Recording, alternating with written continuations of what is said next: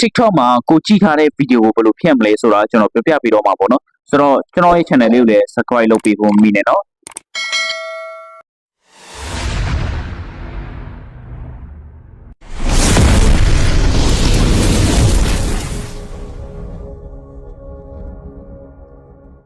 ဆိုတော့ပထမဆုံးအနေနဲ့ကျွန်တော်တို့ TikTok application ထဲကိုတစ်ချက်ဝင်ပေးရပါမယ် TikTok ထဲဝင်မယ်ပေါ့နော် Okay search bar ဆိုတဲ့ဟာလေးကိုတစ်ချက်နှိပ်မယ်ပေါ့နော်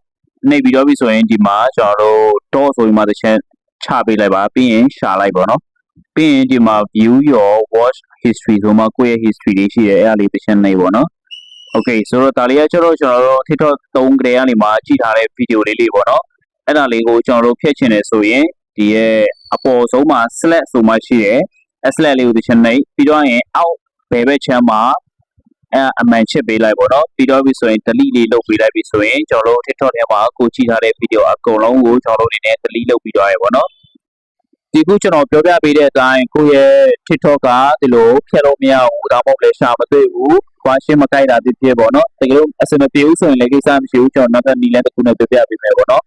ဆိုတော့ဒီရဲ့အဆက်30အောင်နိုင်မှာ setting privacy ကိုနှိပ်လိုက်ပါ Okay ဒီနာရောက်လာပြီဆိုရင် activity center ဆိုမှရှိတယ်ပေါ့နော်ဒီဟာလေးကိုတစ်ချက်ဆက်နှိပ်လိုက်ပါ Okay ဒီနေရာရောက်ပြီဆိုရင်ဒီနေရာမှာဆိုရင်တော့ပုံမှစုံတယ်ပေါ့နော်ကြည့်ပြီးသားဗီဒီယိုဖျက်ချင်တာလား comment မှတ်ထားတဲ့ဟာလေးကိုဖျက်ချင်တာလားရှာထားတဲ့ history လေးကိုဖျက်ချင်တာလားအကုန်ဖျက်လို့ရတယ်ပေါ့နော်ဆိုတော့ကျွန်တော်တို့ခဏတော့ကျွန်တော်တို့ watch history ပေါ့နော်ကြည့်ပြီးသားဗီဒီယိုဖျက်ထားတာဖြစ်တဲ့အတွက်ကြောင့်မလို့ဘာမှမပေါ်ဘူး comment မှာတစ်ချက်ကြည့်အောင်ဆိုတော့ဒီမှာဆိုရင်ကျွန်တော် comment မှတ်ထားတာဖြစ်တဲ့အတွက်ကြောင့်မလို့ဒီ comment လေးကိုလည်းကိုဖျက်ချင်တယ်ဆိုရင်ဖျက်လို့ရတယ်ပေါ့နော်ဒီလိုမဖြစ်ချင်ဆိုလည်းဒီတိုင်းပဲဆက်ထားလို့ရတယ် search history မှာကျွန်တော်ဒီရဲ့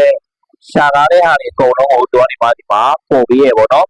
ဆိုတော့ဒီရဲ့ history လေးကိုကိုကမှပျောက်ချင်တယ်ဆိုရင် select all နဲ့ခဏလုံးကပုံစံအတိုင်းပဲ select all search history နဲ့ကိုနှိပ်ပြီး delete all နဲ့ကိုနှိပ် delete လေးဆိုရင်အဆင်ပြေတော့ရပေါ့နော်ဆိုတော့ခဏလုံးကနီလဲအဆင်မပြေဘူးဆိုရင်လည်းကိစ္စမရှိဘူးဒီရဲ့နီလဲနဲ့လုပ်လို့ရတယ်ပေါ့နော်တကယ်လို့သိချင်တဲ့အကြောင်းအရာတွေမှရှိတယ်ဆိုရင်လည်းကျွန်တော်ရဲ့ comment အောက်မှာရေးခဲ့ပေးလို့ရပါတယ်ဆိုတော့ကျွန်တော်နောက်ထပ်တစ်ခုစမ်းပြပေးမယ်ပေါ့နော်ဆိုတော့ကျွန်တော်တို့ဒီခုအတစ်ထွက်တဲ့ဒီနေ့ပို့လို့ဆိုတော့အတစ်ထွက်မဲ့အားလေးပေါ့နော်အဲ့အားလေးကိုကျွန်တော်တစ်ချက်ရှာလိုက်တယ်ပြီးရင် setting and privacy သွားမယ်ပြီးရင် activity center ဆိုမှတစ်ချက်သွားမယ်ပြီးရင် set history ဒါလေးပေါ့နော်ကျွန်တော်ခဏတော့ကရှာထားတဲ့စက်ကားနာမည်လေးပေါ့နော်ဆိုတော့အဲ့အားလေး delete လုပ်လိုက်မယ်ဆိုတော့အလုံးစီပြင်မယ်လို့ယူဆတယ်ပေါ့နော်